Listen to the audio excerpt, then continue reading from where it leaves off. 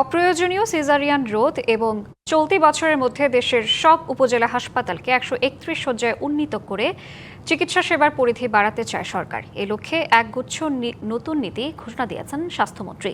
সোমবার রাজধানীর pan Pacific Sonargaon হোটেলে ব্র্যাক ও লেগো ফাউন্ডেশনের যৌথ উদ্যোগে আয়োজিত স্প্ল্যাশ প্রকল্পের উদ্বোধনী সেমিনারে তিনি এই ঘোষণা দেন। মন্ত্রী জানান, দালালদের খপ্পর থেকে মা ও শিশুদের রক্ষা করতে এবং হাসপাতালের বাইরে নিরাপদ অস্বাভাবিক সন্তান জন্ম দেয়া বাড়াতে সরকার দ্রুত মিডওয়াইফ ও কেয়ারটেকার নিয়োগ করতে যাচ্ছে, যা নবজাতকদের শালদুধ পাওয়া নিশ্চিত করবে। এছাড়া নারীর স্বাস্থ্য সুরক্ষায় আগামী 30 থেকে 60 দিনের মধ্যে মাঠ পর্যায়ে স্তন ও জরায়ু ক্যান্সার স্ক্রিনিং এবং কিডনি রোগীদের সুবিধার্থে উপজেলা পর্যায় পর্যন্ত 10 শয্যার ডায়ালাইসিস ইউনিট চালুর চূড়ান্ত রূপরেখাও তুলে ধরেন তিনি।